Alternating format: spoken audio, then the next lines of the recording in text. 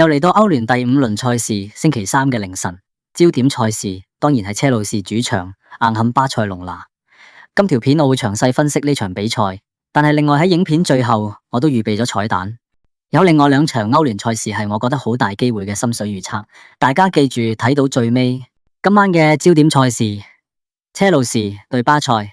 巴塞隆拿同車路士喺歐聯同樣4戰2勝1平手1負得7分，分別排第11同12位，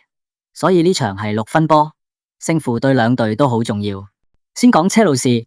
10場所有賽事計錄得8場勝利，上場聯賽2比0輕取般尼，中場主力摩西斯卡迪度專登留力唔出，後防主力列斯占士淨係踢半場亦收起，快馬加拿祖同埋伊斯迪方同樣坐冷板，教練輪換上有準備，係決心今場主場打低巴塞。作客嘅巴塞隆拿最近3場國內聯賽都贏晒，每場都入3、4球。拉舒福特應該感冒好返可以復出。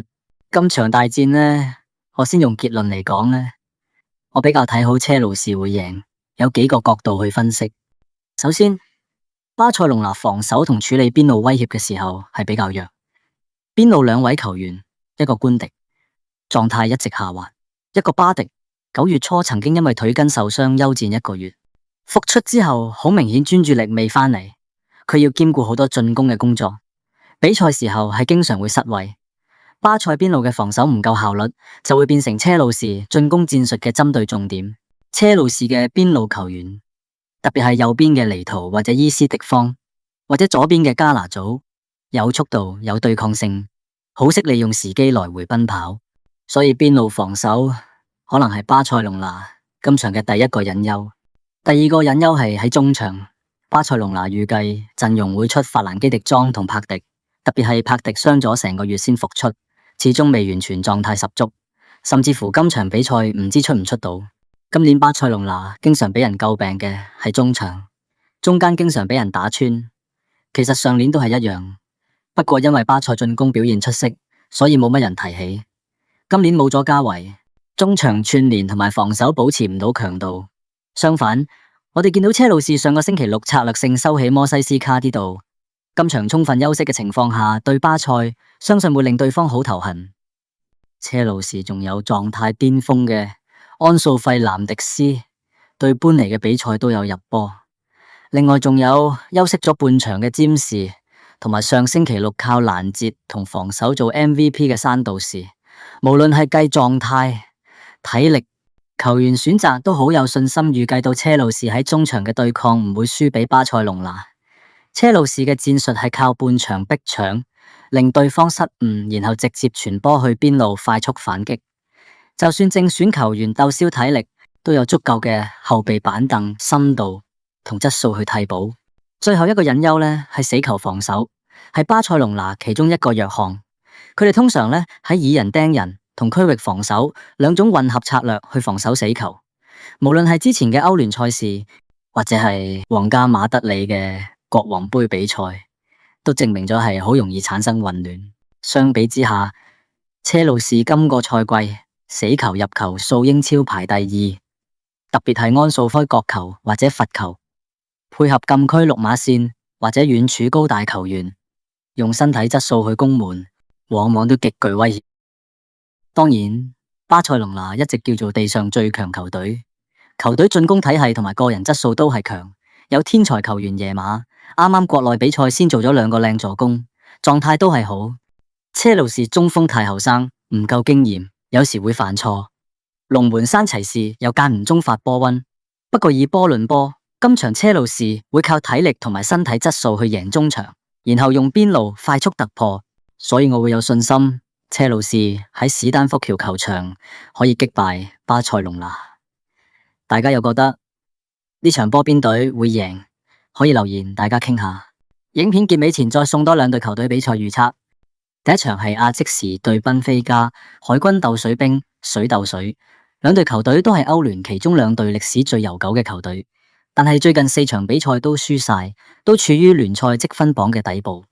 表現係災難級。不過佢哋2隊最近都好多事發生。先講賓菲加，包括就係葡萄牙足球傳奇人物雷哥斯達成功連任球會主席，自從佢2021年壓倒性票數成為賓菲加主席之後，一直都好多爭議，好多人其實都唔滿意佢嘅表現。但無論點，啱啱又俾佢投票選贏咗主席。國內聯賽佢哋其實表現還好，但出到歐洲就好大鑊。自從第一場輸咗俾卡拉巴克之後，即刻揾翻摩連奴執教，但之後3場歐洲賽事一球都入唔到。不過公平啲講，3場比賽嘅對手係車路士、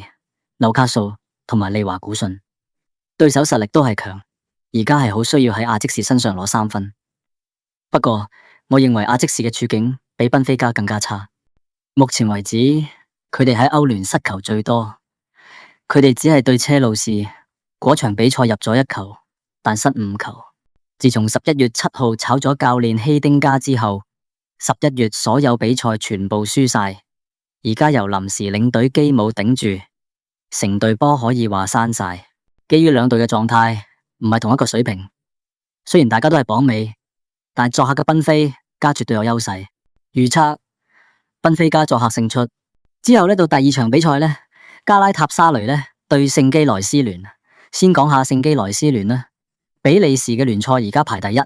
歐聯呢比賽第1場呢作客就贏，不過呢之後3場呢對強隊就輸晒嘅。但係真係比賽嘅時候咧，其實係好搏啦。呢隊球隊咧真係有心喺歐聯比賽上面有好表現，加埋佢哋有個巨人前鋒龐馬斯大衛，狀態非常好。作客嚟到塔沙雷嘅地獄主場，係咪真係咁差？加拉塔沙雷方面呢，勢頭係強勁嘅，最近3場歐洲賽事咧都順利勝出。啱啱星期6國內聯賽咧都3-2險勝嘅，牌面上球員呢一定比對面更加出名嘅。不過陣容咧都有幾多人受傷出唔到，包括破球會轉會費紀錄嘅奧斯文，包括根道簡艾根。我覺得呢隊土耳其球隊係咪真係可以主場咁輕鬆贏到對方？我嘅角度其實兩隊係好接近，加拉塔沙雷係讓多咗，到最後可能贏到。不過場面一定好接近，兩隊都會入波，所以預測加拉塔沙雷對聖基萊斯聯2.5球入球大，會係一場開放式嘅賽事。如果你鍾意呢類型嘅足球預測，請撳下面訂閱，俾個 like 同留言討論。呢個係新頻道，你哋嘅支持對我意義重大，多謝支持，祝大家好運。